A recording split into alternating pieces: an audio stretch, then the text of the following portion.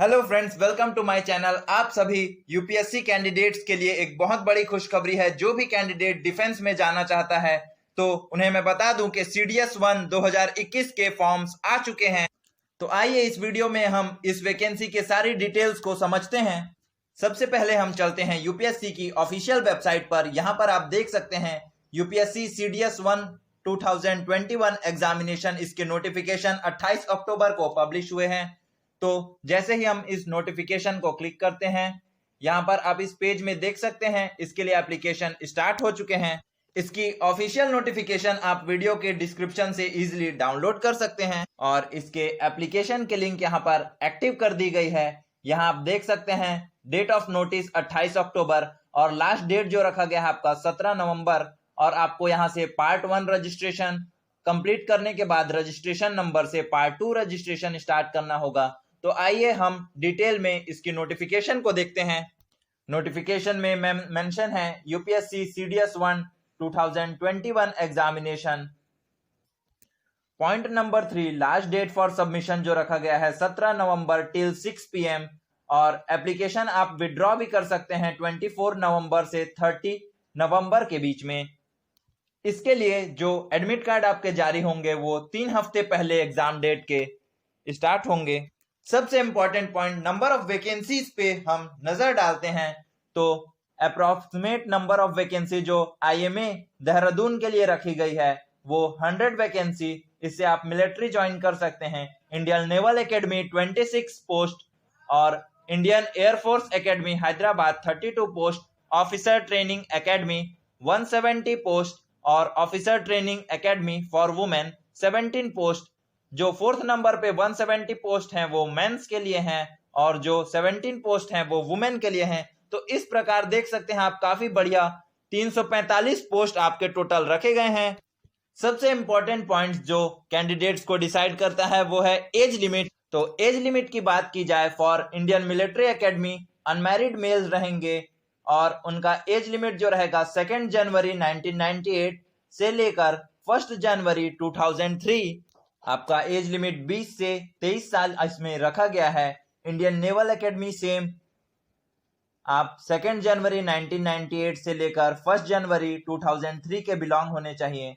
For air force academy 20 to 24 years age on 1 January 2022, तो born not earlier than 2 January 1998 and not later than 1 January 2002। 4th point पे mention है for officer training academy men. यहाँ पर जो candidate की age रहना चाहिए वो candidate born not earlier than 2 January 1997 and not later than 1 January 2003 are eligible. Similarly women के लिए भी 2 जनवरी 1997 से लेकर 1 जनवरी 2003 तक एज लिमिट रखा गया है।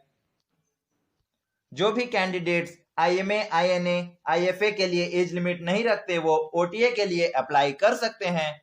आइए अब हम इस वैकेंसी के और भी इंपॉर्टेंट पॉइंट्स पर डिस्कस करते हैं। अब हम नजर डालते हैं इसके मोड ऑफ एप्लीकेशन पर। तो आपको इसके लिए फॉर्म जो है ऑनलाइन अप्लाई करना पड़ेगा यूपीएससी की वेबसाइट upsconline.nic.in से। और यहाँ पर एक बहुत ही इंपॉर्टेंट नोटिस लिखा गया है, जो भी कैंडिडेट इस फॉर्म को अप्लाई कर रहे हैं उनके पास एक वैलिड फोटो आधार कार्ड होना जरूरी है, जिसकी स्कैन कॉपी आपको इस फॉर्म में अपलोड करनी होगी।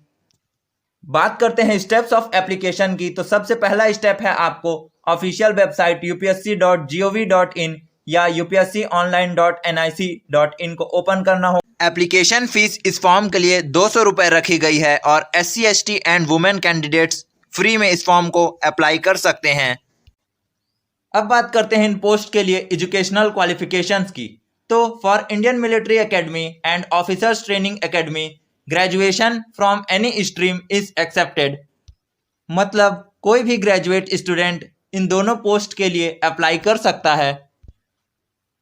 वहीं नेवी एंड एयरफोर्स की बात की जाए तो यहाँ पर BTech जिसमें 10+2 में फिजिक्स और मैथ्स जो है कंपलसरी रखा गया है। अब बात करते हैं इसके मोड ऑफ एग्जामिनेशन की। तो मैं आपको बता दूं इसका एग्जामिनेशन जो है ऑफलाइन होता है, जिसमें आपको pen and paper based OMR sheet को फिल करना होता है। सारे कैंडिडेट्स यहाँ पर ध्यान दें कि ओनली ब्लू और ब्लैक पेन ही आपको यूज करना होता है। इसमें जो क्वेश्चंस आते हैं वो मल्टीपल चॉइस क्वेश्चन रहते हैं, जिसमें आंसर्स की जो चॉइसेस रहती हैं वो टोटल 4 चॉइसेस रहती हैं।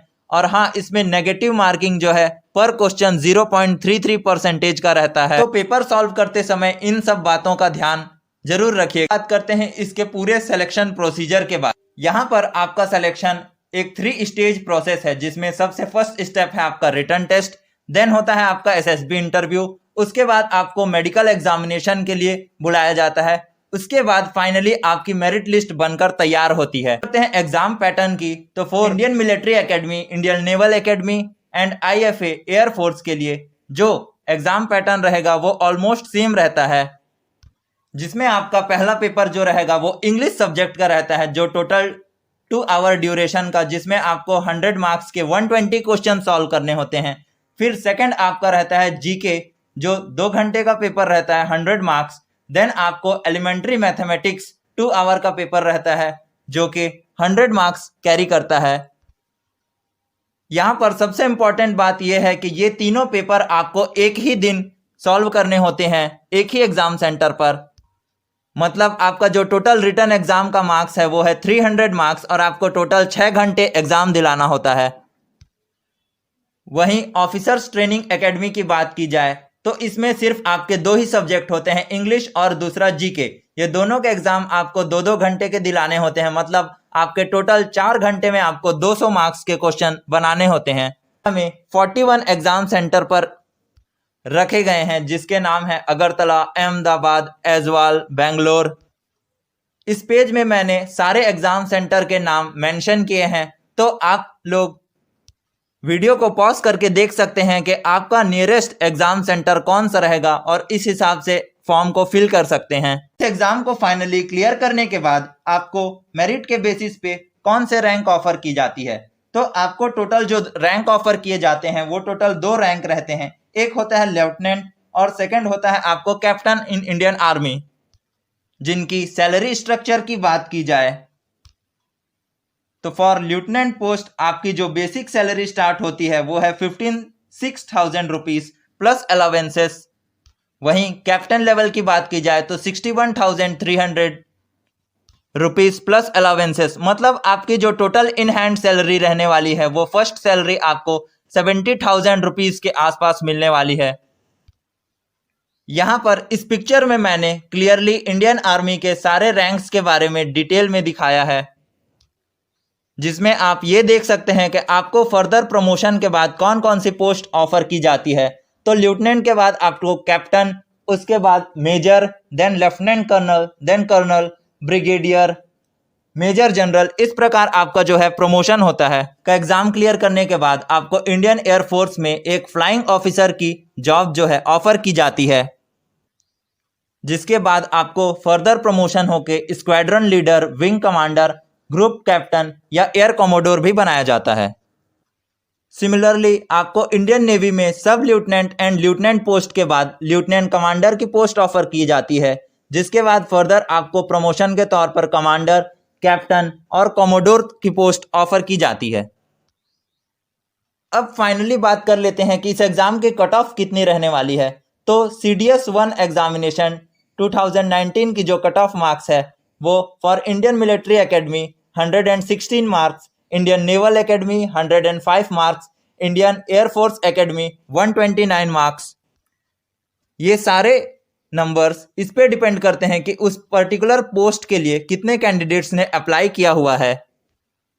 वहीं बात की जाए officer training academy man and women की, तो इसके लिए जो कट ऑफ मार्क है वो 78 मार्क्स हैं out of total 200 marks. Written examination को क्लियर कर लेने के बाद बाकी सारे स्टेजेस के बाद जो फाइनल रिकमेंडेड कैंडिडेट्स के मार्क्स हैं वो है for Indian military academy 242 marks, Indian naval academy 233 marks, air force academy 264, officer training academy 160 and for officer training academy women 162 marks. यहाँ पर एक सबसे इंपॉर्टेंट बात है कि आपको पेपर 1 इंग्लिश में मिनिमम 20% स्कोर करना चाहिए और 10% मिनिमम मार्क आपके पेपर 2 में होने चाहिए, तभी आपका पेपर जो है फर्दर चेक होता है और आप एलिजिबल होते हैं फर्दर राउंड्स के लिए। आई होप फ्रेंड्स आप सभी के सारे डाउट इस वीडियो में क्लियर हो गए होंगे। अगर आपको इस एग्ज़ाम के रिगार्डिंग कोई भी डाउट्स है तो आप मुझे नीचे कमेंट सेक्शन में बता सकते हैं। तब तक के लिए गुड बाय, जय हिंद।